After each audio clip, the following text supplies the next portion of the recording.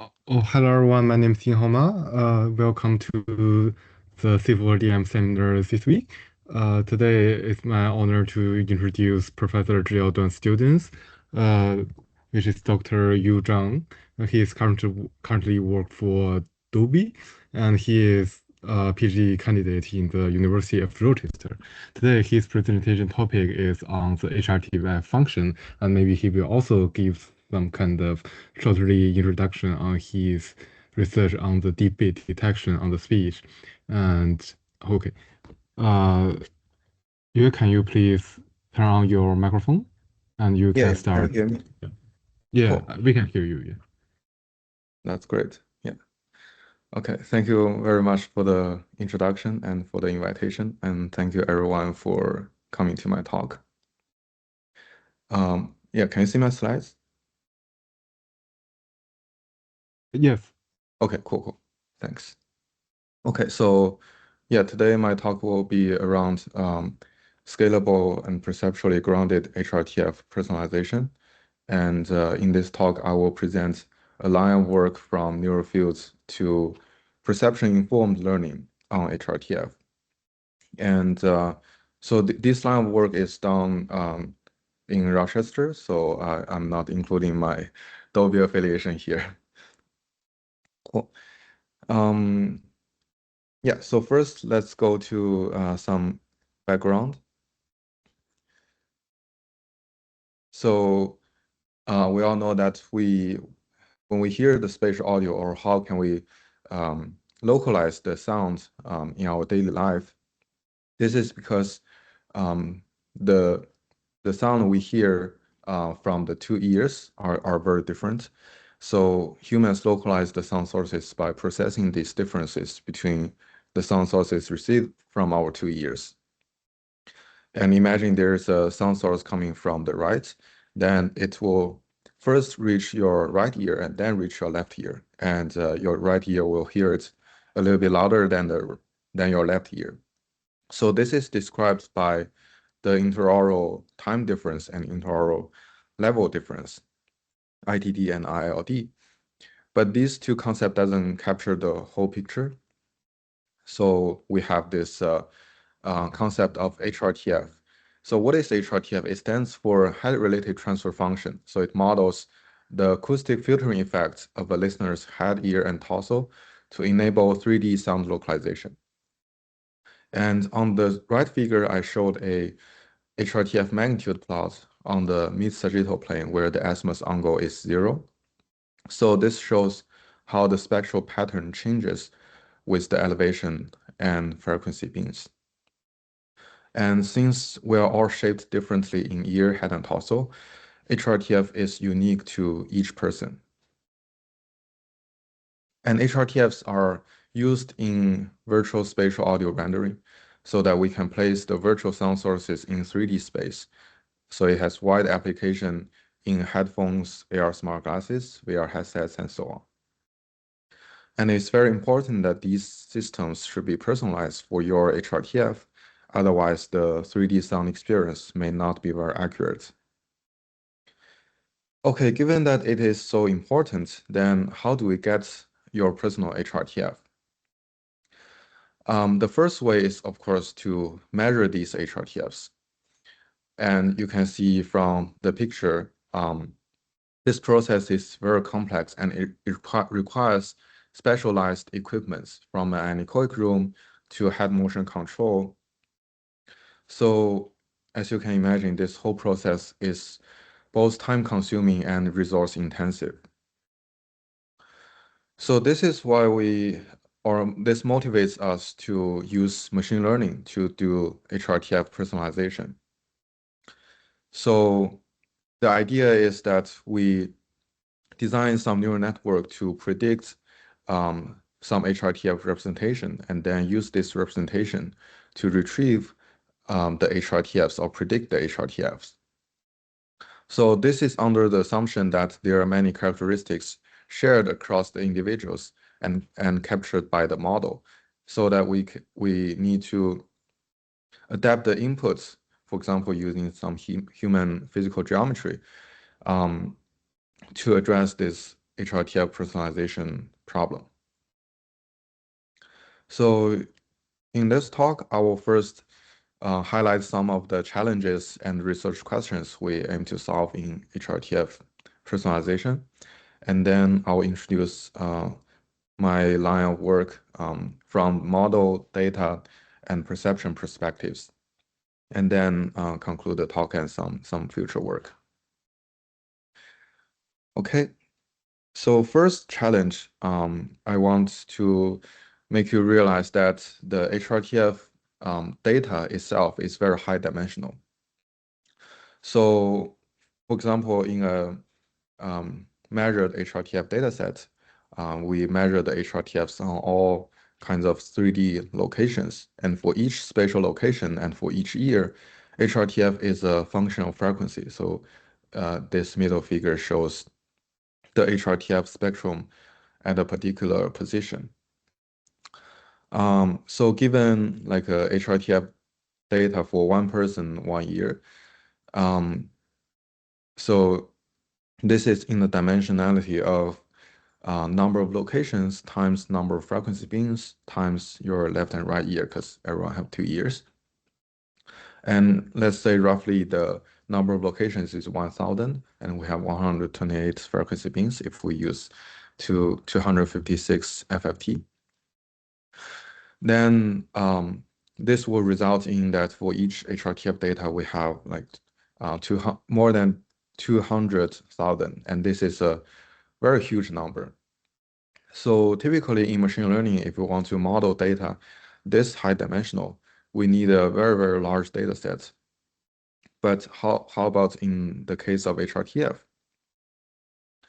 Currently, all the data sets we have is very small because when we measure this HRTF, it's very time consuming and resource intensive. So it's not easy to record HRTF for a lot of person.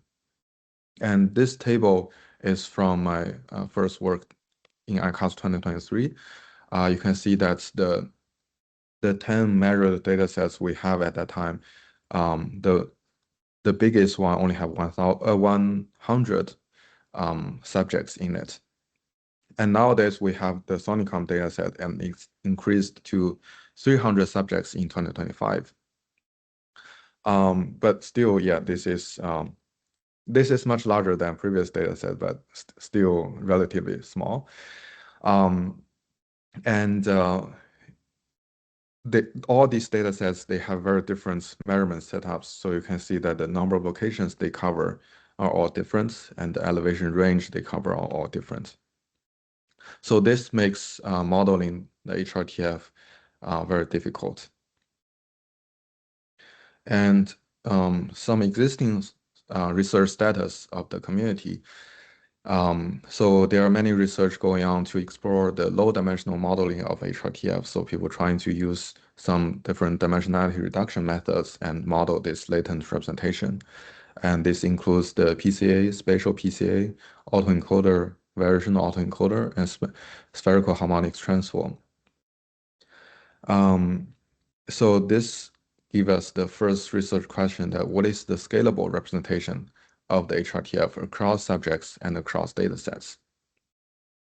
And many of the work, they are trained and evaluated on a single dataset, and also cross-dataset generalization remains unclear, and this is hard to do. So the second research question is, can we merge the existing HRTF datasets or do some cross-datasets validation? And if so, how do we mitigate the measurement biases of these different HRTF datasets? And thirdly, most learning objectives only minimize the spatial distortion, but how do we learn HRTF representations that really reflect human perception? So these are the research questions I'm going to address in this talk. Okay, so first let's dive into our first work, HRTF Field. This is published in ICAS 2023.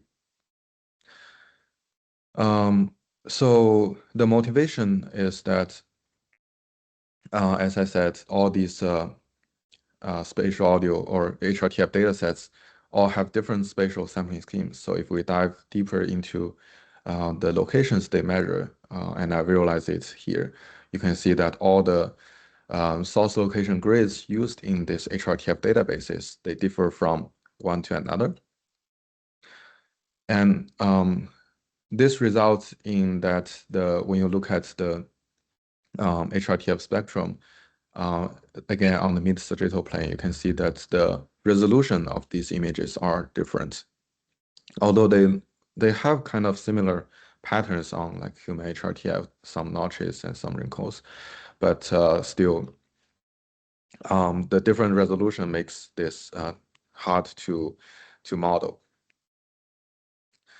Yeah, so the cross datasets learning is very difficult. So let's take a step back to look at the HRTF or how HRTF is defined. So HRTF of 1 year of a subject is actually a function defined on a continuous sphere. So given a azimuth angle and the elevation angle, so if we want to measure the HRTF at that spatial location, we measure that by dividing the received pressure from the microphone and divide by the source pressure.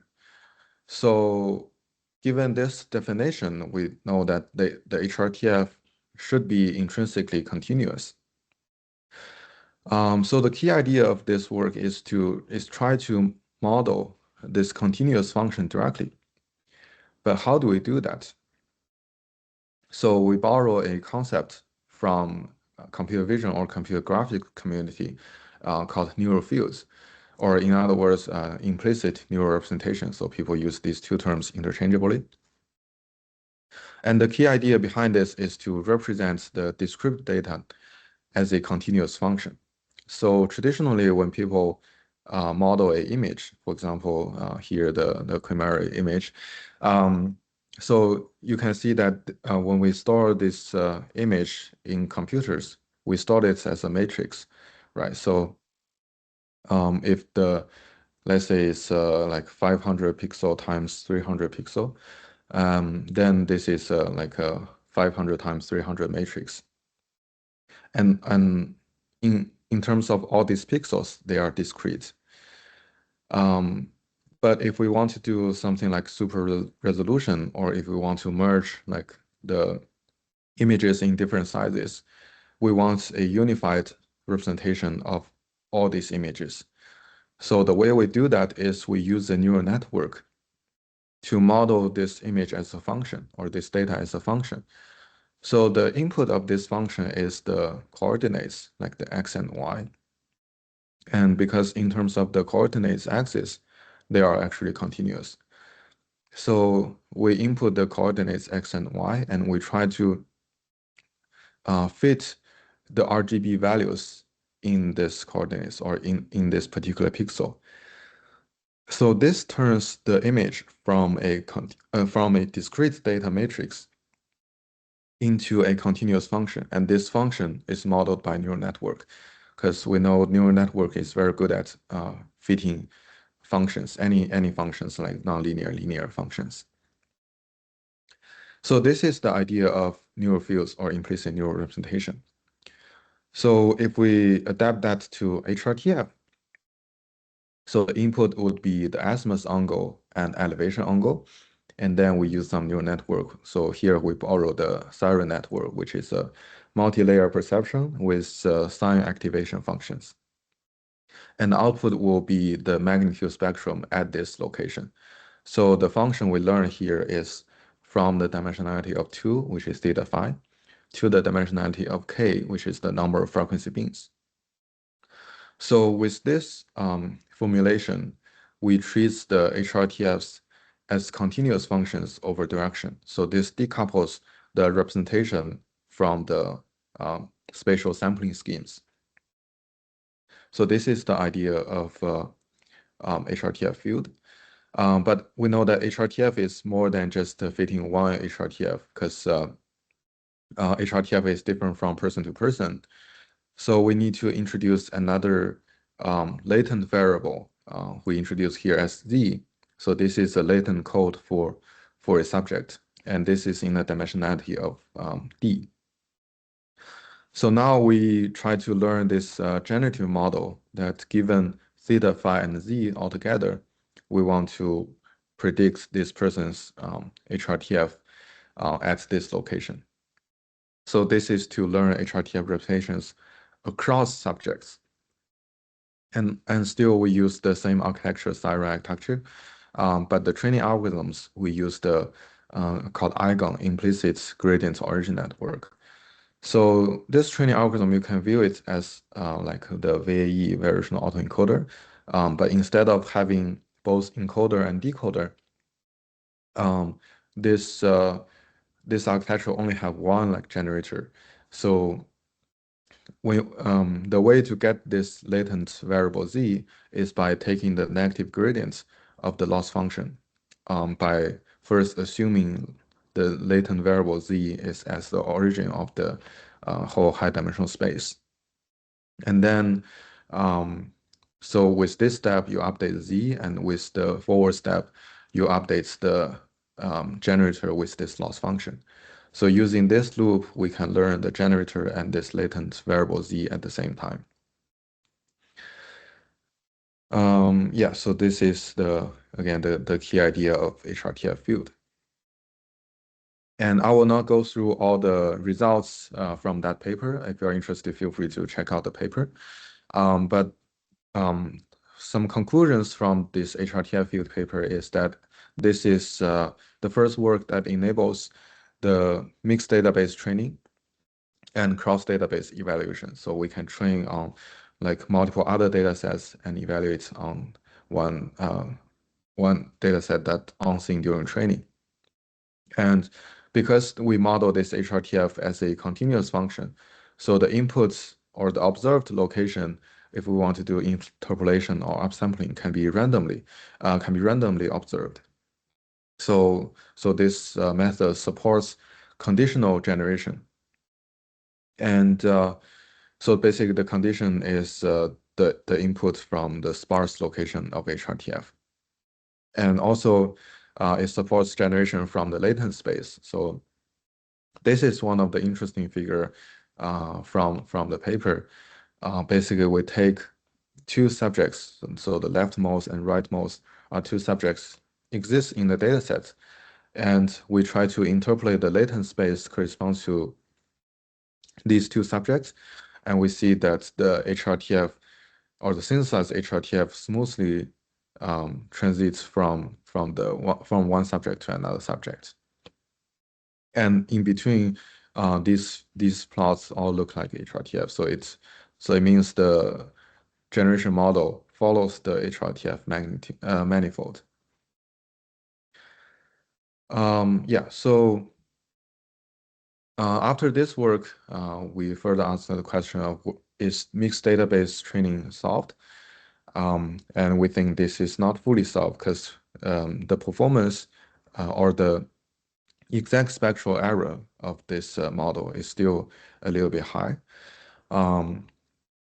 So this introduced our next work, which is try to further improve the mixed database training by mitigate the cross-database differences. And this is published in WASPA 2023. And the motivation of this work is actually from Johan. They published a work on showing the differences of the HRTF database by classifying the HRTFs based on the shared locations across several databases. And in this work, we first reproduced this confusion matrix, showing that by training a kernel SVM, we can actually successfully or very successfully classify which datasets this HRTF is selected from. So you can see we include eight measured HRTF datasets here, and if the model is not able to tell which HRTF this this HRTF is from, then the classification accuracy should be close to random guess, so that is 1/8. But the classification accuracy here is around 60%, which is much higher than random guess. So this is not what we need. So because we don't want the model to know like which database this HRTF is from. So we want to mitigate the differences among all the HRTF database. So this work, we first try to investigate what is this cross-database differences from. And by analyzing this top view of measurement setup, we think that the systematic difference from the cross-database would be caused by either different loudspeakers or by the recording space or by the microphones that inserted in the ears. So we did some plots on average HRTFs across subjects in different databases. And so basically this is the average person HRTF. And you can see from the first figure, or the left figure at the source position 0, 0. So all these average person HRTF are different. So this means that there are systematic differences in this measurement system responses at this location. And again, at the location of on the right, you can still see like all these average responses are different. And if you compare these two figures, so the changes or the differences you observe in the left figure does not remain unchanged in the right figure. So this gives us the idea that the systematic differences in these system responses are actually position dependent. So if we want to remove this position dependent differences, we propose this normalization method by dividing the unnormalized HRTF magnitude by this average HRTF magnitude across subjects at this particular location. And from the confusion matrix result, we can see that before normalization, it is still like classified very accurately. But after our normalization, the classification accuracy are now very close to random guess. So this verifies that our normalization successfully confuses a SVM classifier. So the goal of this work is not only to confuse an SVM classifier, but further to improve the mixed database training. So we design a task of cross-database reconstruction. So this is similar to what we did in the HRTF Field paper, that we use some datasets for training and evaluate the HRTF reconstruction error on another dataset. So here the triangle are the training sets that we mix, and test sets are represented by the circle. So the selection are actually based on the previous plots on the average magnitude spectrum. And we select a few like combinations. And you can see that our proposed normalization improves the spectral error from our previous HRTF Field paper. Yeah, so this, and also if you look at the ablation studies here, so if we do not include the position dependency or ear dependency, these values are higher than our proposed methods.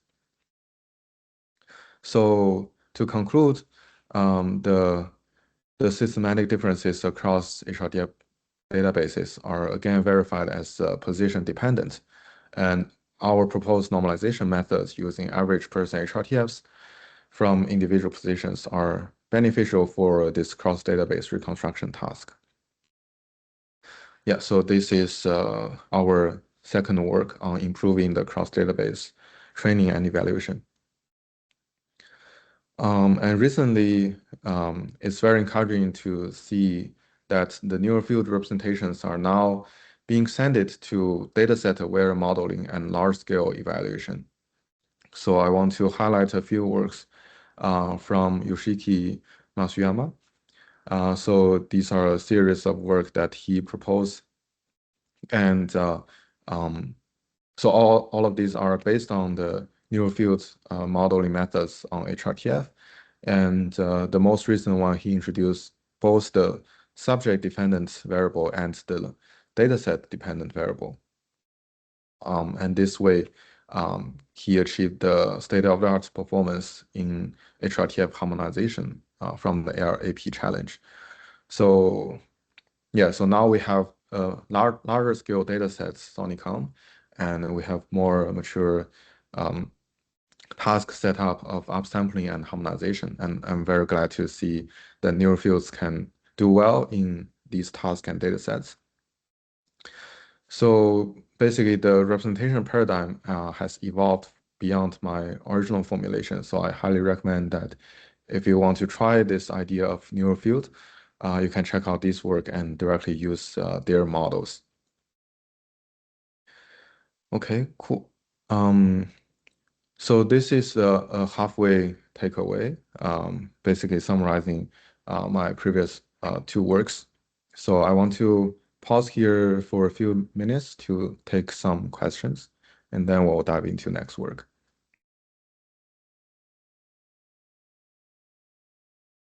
Okay, any questions so far?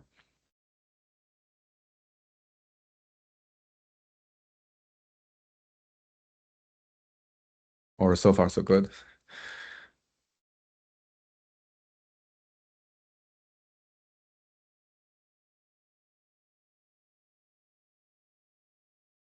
Okay, cool. Then maybe. Oh, I think there is a question in the chat. Oh, okay. Yeah. Can you? Okay. The name of the first paper? Oh, it's called HRTF Field. So I yeah. can ask a question. Yeah, sure. It's interesting interpolating in the latent space between subjects, Mhm. and you showed that the spectrum sort of smoothly varies between subjects. Did you actually listen to the HRTFs, and did they sound reasonable, and could people localize with them and things like this? Did you do any perceptual evaluations or auditory modeling, or just looking at the spectrums? That's a very good question. Yeah, so actually I rendered one of them and tried to listen to that, but I do not hear like much artifacts, but I cannot tell that whether it is really a HRTF like for a subject. So I cannot conclude that it listens well. Yeah, but mostly in the paper we just present that this looks like a HRTF spectrum. Makes sense. Thanks. I wonder if I could venture a question. Sure. This is not so much to what you've just presented, but on the subject of the HRTF. I'm wondering how important is it for it to be so personalized? Like, can you does the diameter of the skull and the height of the subject and the surface area of the ears, is that like the 80% solution, or is that really kind of a terrible approximation on its own? Yeah, that's a very good question. So basically, yeah, you ask about the importance of personalized HRTF, and these are basically covered by some other like perceptual studies or like listening test from like in a game virtual like VR game scenarios. So people have verified that personalized HRTF is very important in some cases. So that's why we study how to do this personalized HRTF personalization. But in terms of many general applications, like you just want to listen to some music and you want to hear the sound here and there, or give you an immersive kind of perspective. So in that case, many times the generic HRTF or general HRTF should work. But if you want to tell the location of the source and if you want to localize that very accurately, then the personalized HRTF is very important. Okay, cool. Thank you. I'll ask you about that citation later because I'm interested. Thanks. Thank you. Okay, so yeah, let's maybe continue. Yeah, so by the first two work, we conclude that the representation and the HRTF normalization or harmonization, these two enables the scalability of the HRTF modeling. So basically, we can do mixed database training or cross-database evaluation. But the question becomes like, do these models sound right? So yeah, Aidan touched a bit on this question. And this motivates our third work, actually, towards perception-informed latent HRTF representations. And this is the work done during my internship at Meta. So yeah, our motivation is basically, if we look at all the existing models, and they are basically trained and evaluated with the spectral reconstruction error. So either they use LSD, log spectral distortion, or SDE spectral distance error. But we want to ask that if two HRTFs are very close in the spectral distance, are they close perceptually? So we want to move from spectral reconstruction to give us perceptually plausible HRTFs. So this motivates us to incorporate perceptual considerations in HRTF modeling. Yeah, so this is our goal, to more accurately reflect perceptual correlation to enable better HRTF personalization for unseen users. So in this work, we first study how well existing latent HRTF representations preserve the perceptual relations. And since there's no metric to evaluate this, so we introduce some benchmark. And we propose a method to improve on this benchmark and then demonstrate the practical use for HRTF personalization. Okay, so the first research question of this work, how well do existing learned HRTF representations preserve perceptual relations? So to study this, we need to first understand what are the perceptual aspects we care about for HRTF. And these are from, yeah, as I said, some perceptual study. People find that the personalized HRTF can give you reduced coloration, improved externalization, and enhanced localization. So yeah, coloration means less unwanted spectral distortion, and externalization means the sound appears outside your head, and localization means it accurately place sound in the 3D space. Okay, so now we know these concepts, but how do we mathematically model these? So we resort to this computational auditory models from the AMT toolbox. And so basically AMT toolbox is basically a tons of tools or functions that models the listening behavior of human. So it gives you a good modeling of how human listen to the binaural sound or spatial audio. So more specifically for coloration, we use this model called predicted binaural coloration. And for externalization, we use auditory externalization perception.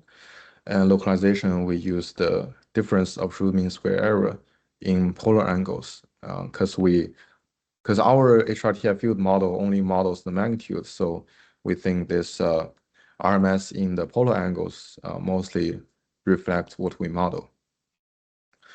And in short, these models, we call it PBC, AEP, DRMSP, so in my future slides. and these are objective perceptual metrics. So to set up the experiments, we used the SS2 HRTF database from Meta, and this includes more than 1,000 measurement locations, and it is in a very high resolution in terms of sampling rate. And it has 78 subjects publicly, so we use 65 for training and 13 for testing. And so basically, we first train our machine learning models with spatial reconstruction error for HRTF data, because this is mostly what most of the work do. And then we compute the pairwise latent distance across subjects, and we compute the pairwise perceptual distances across subjects so that we can compare or calculate the correlation. So this figure shows one example of the scatter plot of the latent distance and the PBC value. So yeah, here we use PBC as an example. So you can see that many points are actually scattered around this fitted line. So this shows the relationship between the latent distance and perceptual distance. To quantify this, we calculate the Pearson correlation, which measures how well the latent space corresponds to perceptual differences. And of course, a higher positive correlation indicates better alignment with human perception. And a perfect correlation would give us a number of 1. And the worst case, it will give us the -1. And in this table, we show that how our HRTF field model, the latent space, how it correlates with these perceptual metrics. And you can see that it's not too bad in terms of correlation, but it's still very far from the like the perfect correlation 1. So this leads us to conclude that minimizing the spectral distances would lead to limited perceptual correlation. So how do we improve on this? So this becomes our second research question in this work. How do we align latent HRTF representations with perception-informed space? So we build on top of our previous HRTF field work, which trained on spectral distance error. Then if this perceptual metric is differentiable, then this problem becomes very easy. We just add a straightforward perceptual loss. So basically, we compute another loss from the perceptual metric. And since this is differentiable, then we just backpropagate to update our model. But unfortunately, this only applies to the PBC metric. So we re-implemented this with PyTorch to do this backpropagation. So the problem becomes very hard if the perceptual metric is not differentiable. This time we cannot use this kind of backpropagation directly from this perceptual loss. So we resort to other methods, and particularly we look at a method called metric multidimensional scaling, or in short, MMDS. So this is a dimensionality reduction technique that tries to preserve the pairwise distance between the points in the original space and mapping them to a new space. For example, in this figure, we have 5 dots, and we assign them with the pairwise distance. Like the blue dots and the yellow dots should have 0.4 distance, and blue dots with red dots should have 0.9 distance. So we have this pairwise distance matrix, and this algorithm will give you a new space, and this new space will preserve all the pairwise distances from the matrix you give it. So this is actually a very good method that can be applied to non-differentiable perceptual metric. So this time we first compute the pairwise perceptual distance matrix from the objective perceptual metrics that we have from the AMT toolbox. So after we get this pairwise distance, we use this MMDS method to give us a new space.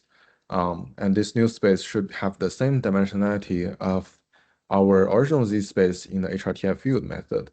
So with this ZMDS and our original Z, we can compute a L2 distance and use it as the loss function. So basically we call this as MMDS supervision, and the loss we call it error align. So this loss can be backpropagated into updating the Z and this model. So, and again, this is motivated by the non-differentiable perceptual metric, but this can also be applied to differentiable metrics. So the overall pipeline of our method is both using this perceptual metric and this MMDS supervision. Okay, so then let's look at some results. So first, since our new HRTF neural field methods cannot fit perfectly on training sets, so we compare the correlation learned by our methods versus the baseline methods on the training set.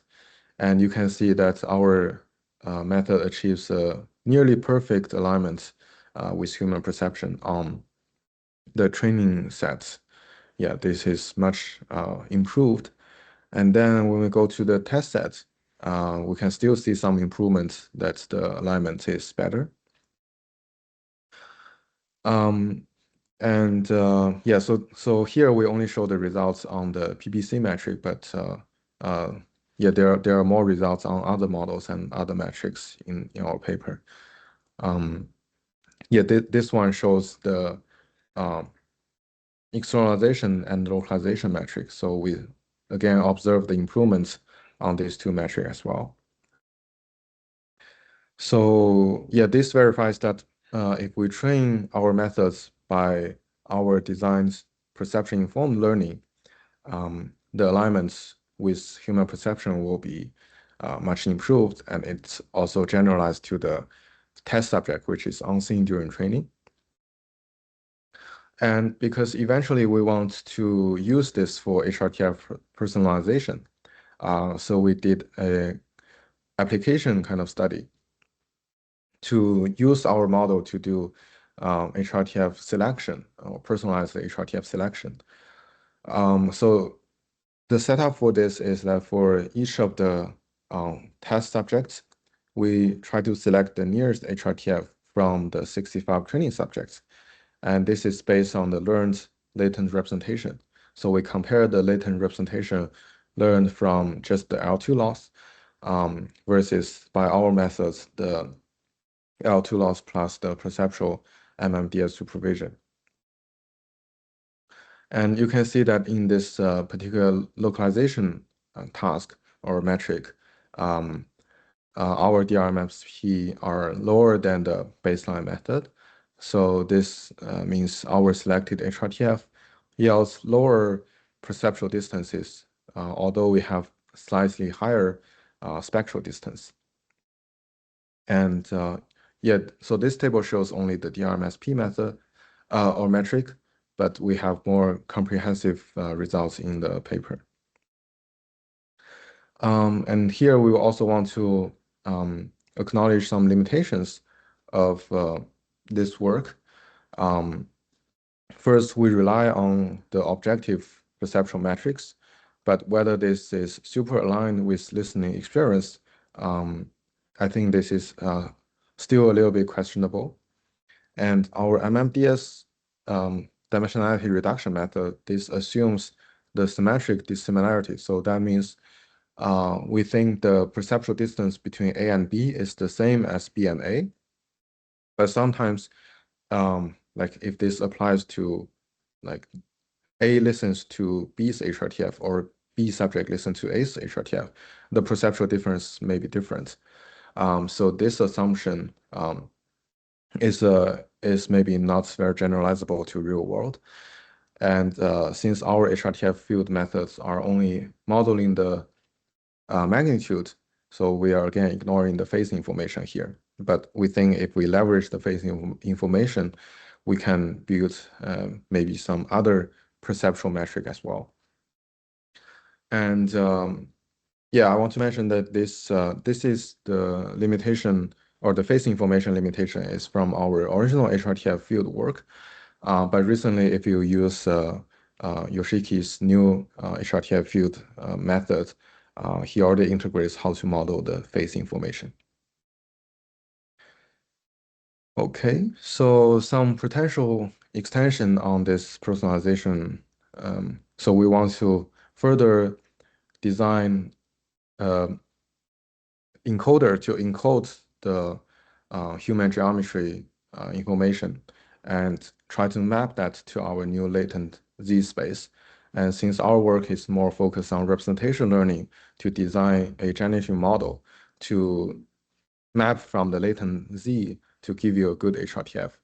So I think if we have a good encoder and we can extend that to like larger scale data set like Sonicom, and this way we can better do subjective evaluation on the personalized HRTF with our representations. Okay, so this concludes our third work.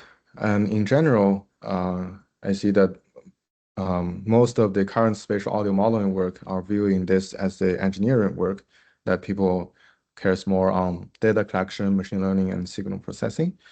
But I want to emphasize that the physics behind it, like the wave propagation and the perception parts, like how human perceive this spatial audio, are equally important for the spatial audio modeling.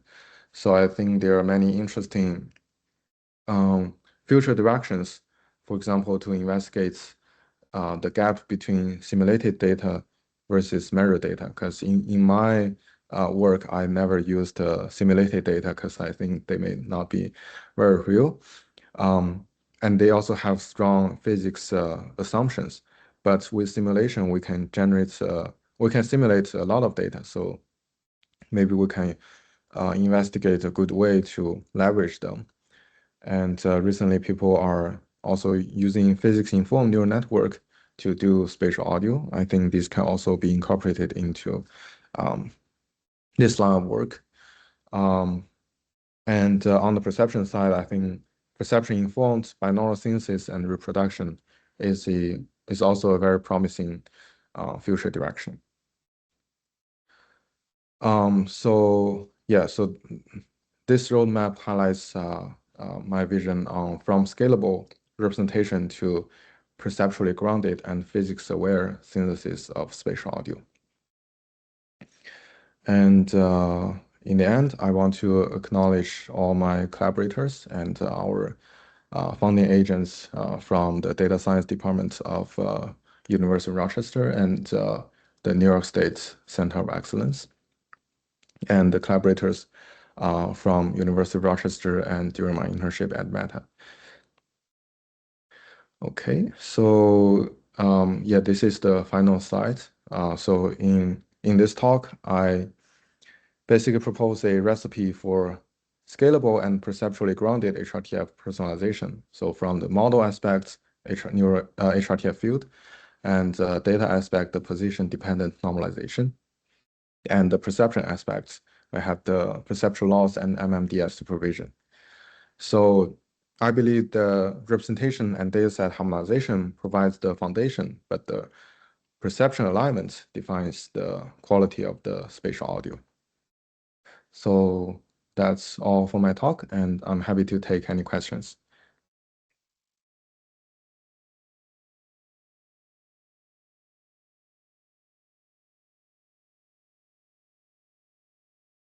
Thank you.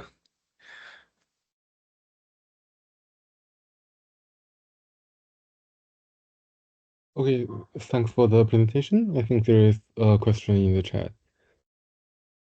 Okay. Let's see the chat. Is there something similar to Gaussian's Gaussian splitting? splatting for HRTFs? Yeah.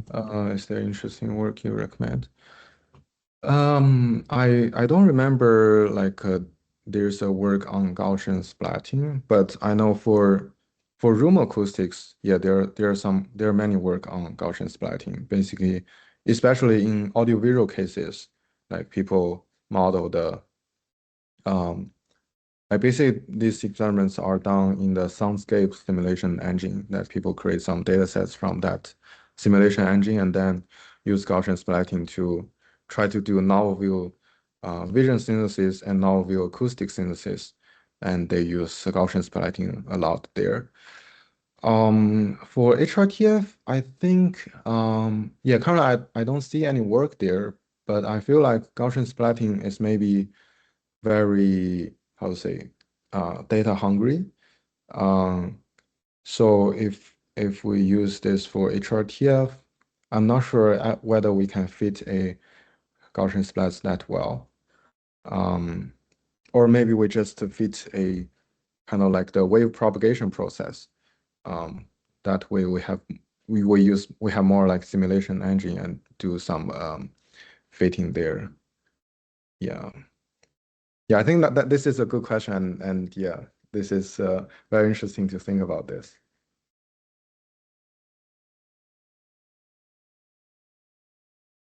Thanks.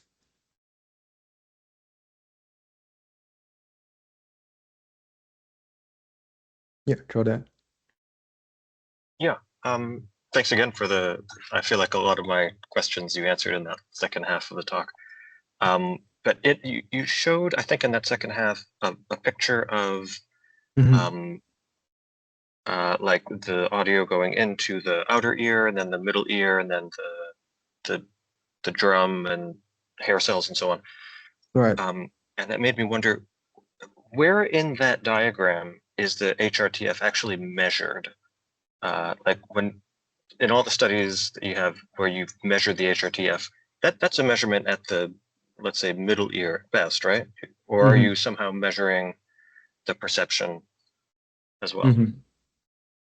Yeah, this is a good question. So actually this toolbox, they're not designed like only for HRTF. So they're modeling the perception, behavior, or aspects on like any kind of binaural audio or like spatial audio.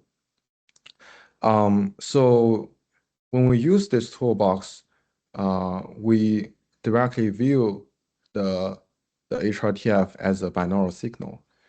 So we input these to this toolbox, and because all the functions like this PBC, AEP, DRMS, SP, these functions we use directly take a binaural input to give us some objective perceptual metric. So yeah, so that's how we use it, and I think this is a sensible way to use it. Does that answer your question?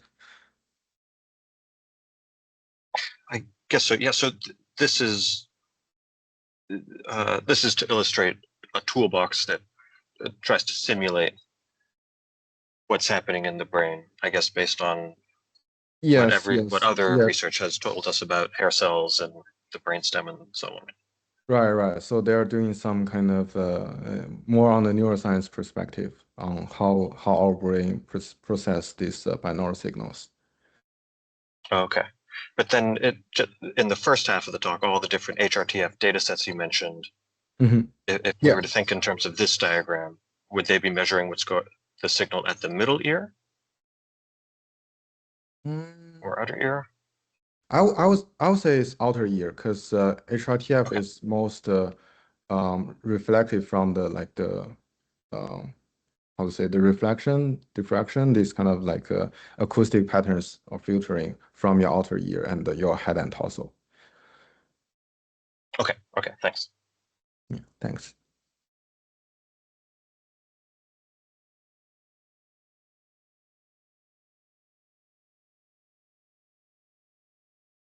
Any other questions?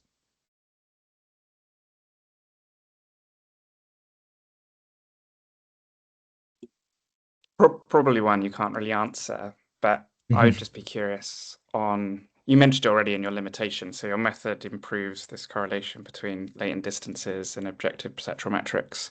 Right. ultimately, even Roberto's localization model is effectively a psychoacoustic weighted spectral metric. So how confident are you that increasing, the performance on these, they are perceptual metrics in a sense, but increasing the performance on these metrics will actually improve human perceptual performance, I should say, on subjective listening tests? Yeah, which is a big question, and I'm just curious your answer. Yeah, that makes sense a lot. Yeah, thanks for the question. Yeah, I think the goal of this work, or the motivation of this work, is to really to improve the human perception on the personalized HRTF. So yes, it's very difficult to find the metrics and also try to model something that aligns with human perception. Yeah, there are many efforts around that in the community, like also the AMT toolbox.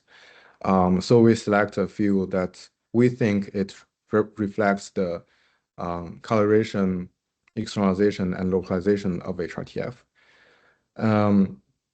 So from our methods, it improves the alignment with those metrics in our model.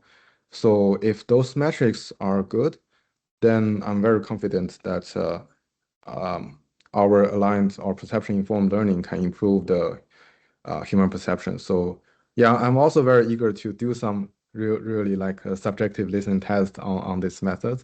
Yeah, but given my internship is short, and also we don't have access to that many like human subjects, so we didn't complete this part. Yeah, but I think I think there's maybe some potential in validate this with Phonicom datasets, because it is a huge dataset, and if you guys are in Europe like have access to those measured human beings, yeah, I think we can basically better do some listening tests with their ground truth HRTF and with our perceptual HRTF and with like baseline HRTF. Thank you. Yeah, it's nice to see also that people are moving away from just log spectral difference, which is nice. Thank you.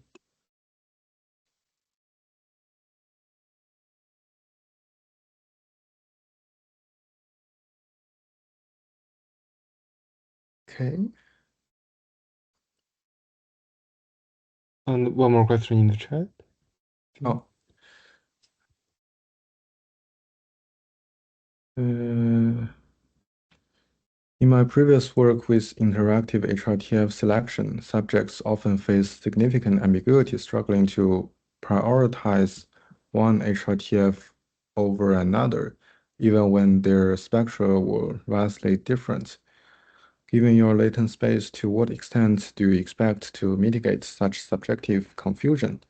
Have you had a chance to listen to it yourself? So you are asking about so when you say prioritize one HRTF over another, do you mean like different datasets or different subjects, or both?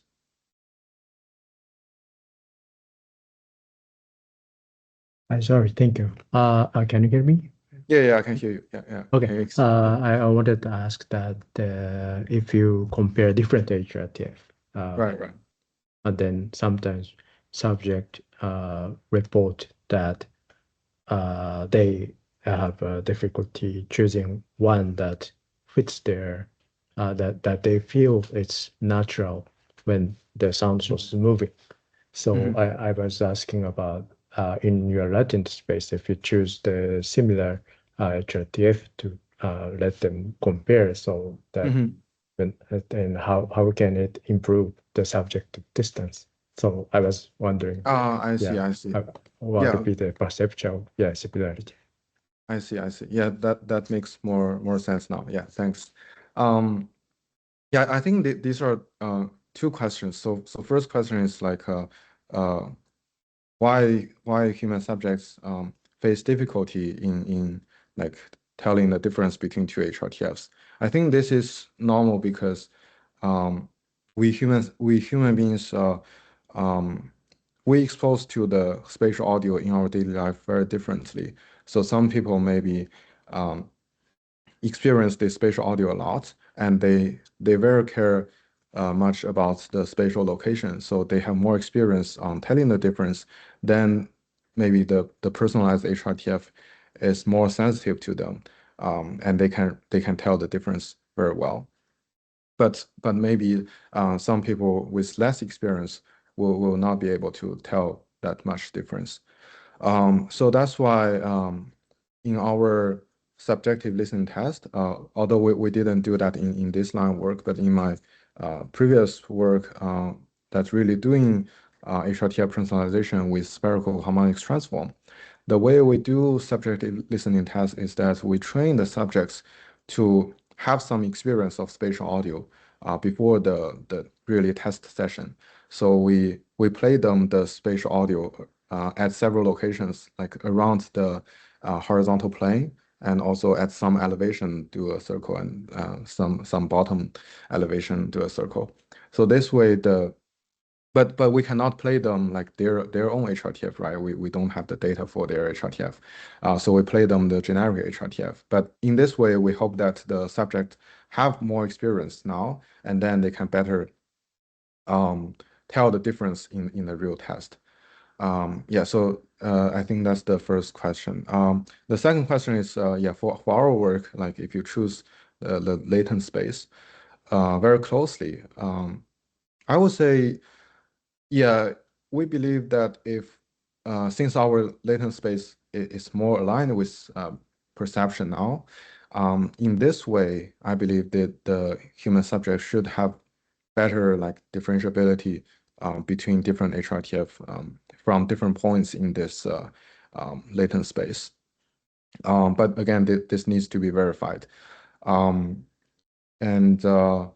yeah, I think this very much relies on how good the perception metrics are and how good the human can tell the perceptual difference. Oh, okay. Thank you so much for answering. Okay. Thank you you. very much.